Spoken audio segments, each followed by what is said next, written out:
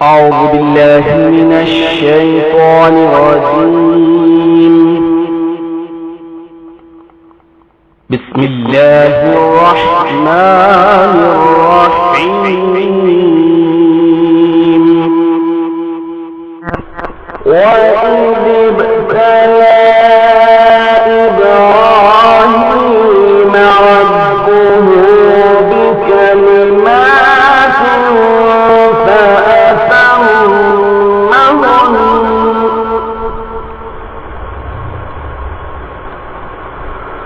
قال إني جاعلك للناس إماما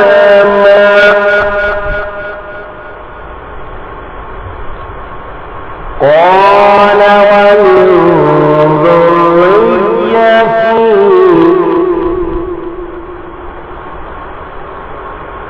قال لا ينال عهد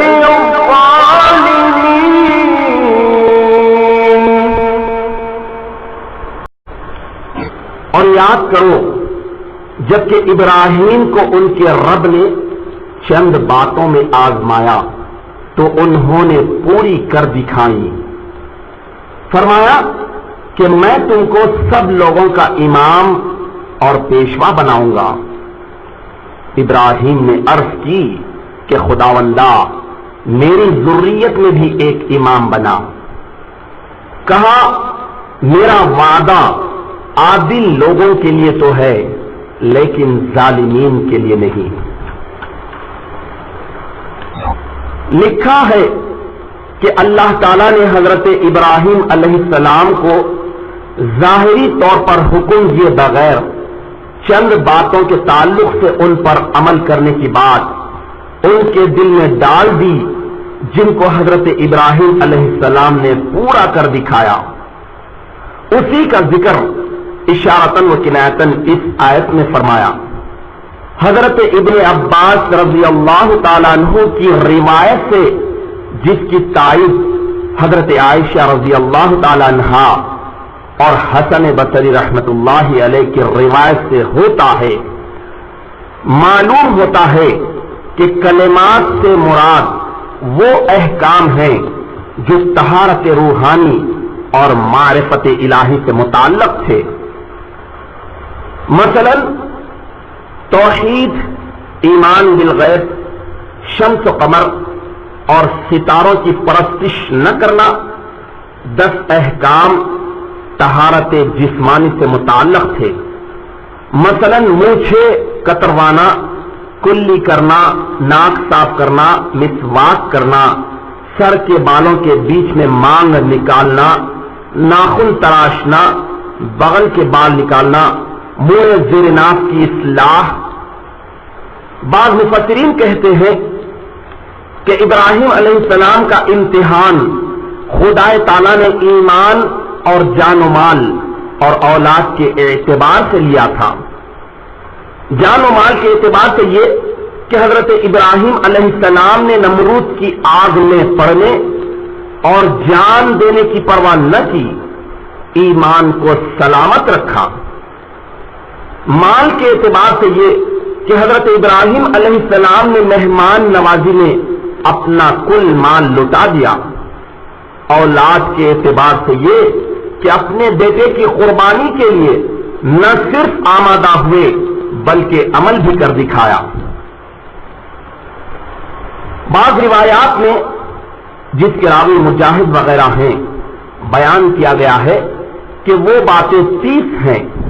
10 سورہ احزاب میں، 10 سورہ مومنون میں اور 10 سورہ معارج میں ہیں. ایک معتبر روایت میں آیا ہے کہ وہ باتیں جملہ 40 ہیں. 30 وہ جن کا ذکر کیا گیا، باقی 10 سورہ فرقان میں ہیں.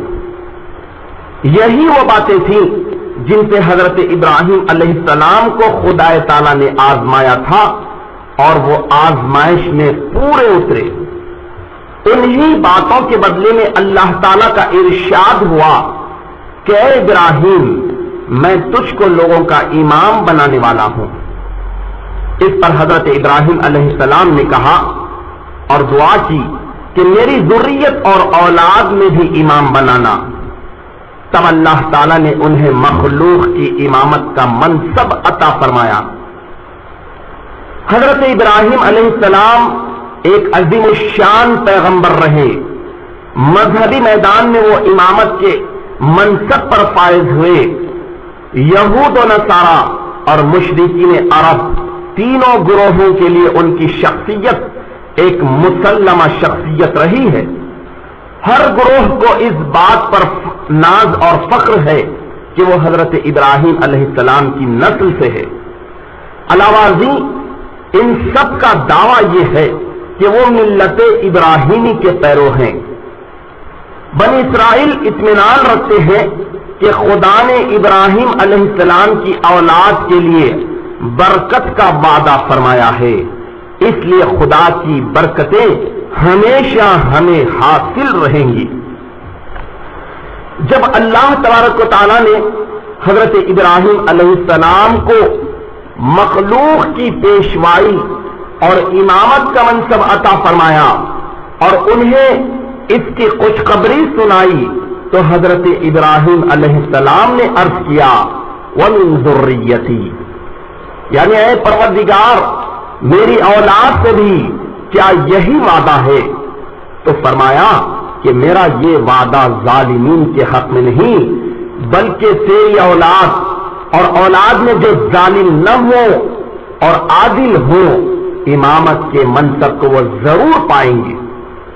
چنانچہ اس وعدے کی مطابقت میں حضرت ابراہیم علیہ السلام کے فرزند اسماعیل کی اولاد نے امام الانبیاء سید المرسلین خاتم النبیین محمد صلی اللہ علیہ وسلم ابن عبداللہ کو نبوت و رسالت کے اہم ترین خلافت الہی والے منصب کے ساتھ مخلوق کی امامت کا شرف بخشا اور پھر محمد عربی صلی اللہ علیہ وسلم کی نبوت کے باطن ولایت کے ذریعے توحید کی دعوت اور دعوت الی البصیرت کی پیشوائی کا کام ابراہیم علیہ السلام ہی کی ذریت اور محمد عربی صلی اللہ علیہ وسلم کی اطاعت میں مہدی علیہ السلام کو امام آخر الزمان کا منصب دے کر ولایت محمدی کے حامل خلیفۃ اللہ مراد اللہ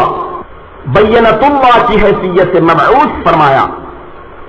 مہدی کی بعثت کا وعدہ خدائے قدوس نے قرآن حکیم کی چند آیتوں میں اشارتاً و کنایتاً اور اپنے نبی محمد صلی اللہ علیہ وسلم کے ذریعے کیا تھا. بنابراً رسول اللہ صلی اللہ علیہ وسلم نے بھی اس شخصیت کی بعثت کا وعدہ مہدی کا لقب دے کر اپنی بے شمار متواتر المعنی احادیث کے ذریعے کیا ہے. اخلاق نبی اور اخلاق الہی سے متصف یہ ذات 9ویں صدی ہجری میں ملت اسلامیہ کو نئی زندگی اور تابندگی بخشنے کی غرض سے میرا سید محمد جیون پوری مہدی موعود علیہ الصلوۃ والسلام کی حیثیت سے مراد اللہ شان کی حامل مبین کلام اللہ بن کر اس دنیا جہاں میں رونق افروز ہوئی. حضرت محمد مصطفیٰ صلی اللہ علیہ وسلم نے مہدی کی جو شان بتائی تھی کہ یقفو اثری ولا یخطی، ترجمہ وہ میرے قدم بقدم چلے گا، کامل پیروی کرے گا اور خطا نہیں کرے گا، اس کی ذات مکمل نمونہ تھی. اس طرح دعائے ابراہیمی کی حامل یہ عظیم ہستی خلیفہ خدا اور بینہ خدا ہونے کے ساتھ آخری زمانے کا امام بھی بنی. احادیث شریفہ سے آپ کا دافع ہلاکت امت محمدیہ بھی ہونا اور آخری زمانے میں ہی ہونا ثابت ہے. چنانچہ حدیث نبوی صلی اللہ علیہ وسلم ابو داؤد اور مشکات المصابیح میں یوں مروی ہے کیف تہلک امتی انا فی اولها وعیسی ابن مریم فی آخرها والمہدی من اہل بیتی فی وسطھا، یعنی رسول اللہ صلی اللہ علیہ وسلم نے فرمایا میری امت کیسے ہلاک ہوگی جبکہ میں اس کے شروع میں ہوں اور عیسیٰ ابن مریم اس کے آخر میں ہے، اور مہدی جو میری اہل بیت سے ہے اس کے درمیان ہوگا۔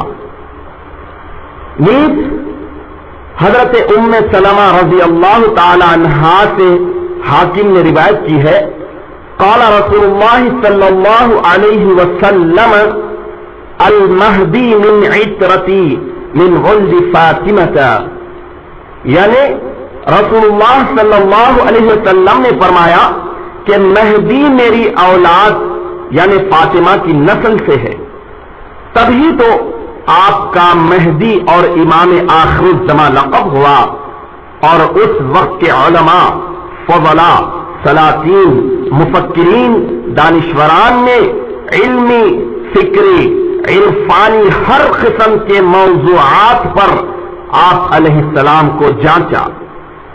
قرآن اور احادیث نبوی کی روشنی میں آپ کی روش کا مطالعہ کیا، اور یکے بعد دیگرے سبھی قائل ہوتے رہے اور تصدیق کرتے رہے کہ اللہ تعالیٰ نے قرآن کریم میں اشارتاً و کنایتاً حضرت ابراہیم علیہ السلام کی دعا کے مظہر کے طور پر جس امام کو بھیجنے کی بشارت دی تھی ذریت ابراہیم میں، وہ خاتم النبی حضرت محمد عربی صلی اللہ علیہ وسلم کے بعد اطرت محمد عربی میں حضرت مہدی موعود علیہ السلام ہی کی ذات اقدس تھی۔ اللہ جل شانہ نے حضرت سید محمد جیون پوری علیہ السلام کو برحق امام اور مہدی موعود بنایا ہے۔ اس طرح حضرت ابراہیم علیہ السلام کی دعا کے تحت نبوت اور رسالت کے ساتھ امامت کے منصب پر حضرت محمد صلی اللہ علیہ وسلم فائز ہوئے، اور انہی کے باطن ولایت مقیدہ محمدیہ کے خاتم کی حیثیت سے ان کے بعد امامت کے منصب پر حضرت مہدی علیہ السلام فائز ہوئے۔ چنانچہ میاں عبد الغفور سجاوندی علیہ الرحمہ سے اسی آیت کے تحت حضرت مہدی علیہ السلام کا یہ ارشاد مروی ہے کہ حضرت مہدی علیہ السلام نے فرمایا اللہ تعالیٰ نے مجھے حکم کیا کہ وہ مسلم امام جس کے اپنی ذریت میں ہونے کے لیے ابراہیم علیہ السلام نے دعا کی وہ فقط تیری ہی ذات ہے، نہ کہ کوئی اور۔ رسالہ حشدہ آیات صفحہ نمبر 4۔ یعنی نبوت و رسالت کے ساتھ امامت پر فائز حضرت محمد صلی اللہ علیہ وسلم کے بعد اور خلافت الہی اور ولایت مصطفی کے منصب پر فائز ہونے کے ساتھ امامت پر فائز جو ذات ہے وہ صرف تیری ہے، کسی اور کی نہیں۔ واضح ہو کہ امام آخر الزمان حضرت میراث سید محمد جیون پوری خلیفۃ اللہ، امر اللہ، مراد اللہ، مبین کلام اللہ، معصوم عن الخطا حضرت ابراہیم علیہ السلام کی دعا کے مظہر انہی کی اولاد در اولاد میں حضرت محمد صلی اللہ علیہ وسلم کی صاحبزادی بی بی فاطمہ رضی اللہ تعالی عنہا کی اولاد میں تولد ہوئے۔ آپ علیہ السلام کا سلسلہ نسب یوں ہے: حضرت میراث سید محمد مہدی موعود خاتم ولایت مقید محمدیہ بن سید عبداللہ بن سید عثمان بن سید خضر بن سید موسیٰ بن سید قاسم بن سید نجم الدین بن سید عبداللہ بن سید یوسف بن سید یحییٰ بن سید جلال الدین بن سید نعمت اللہ بن سید اسماعیل بن امام موسیٰ کاظم بن امام جعفر صادق بن امام محمد باقر بن امام زین العابدین بن امام حسین بن امیر المؤمنین علی کرم اللہ وجہہ رضی اللہ عنہم اجمعین.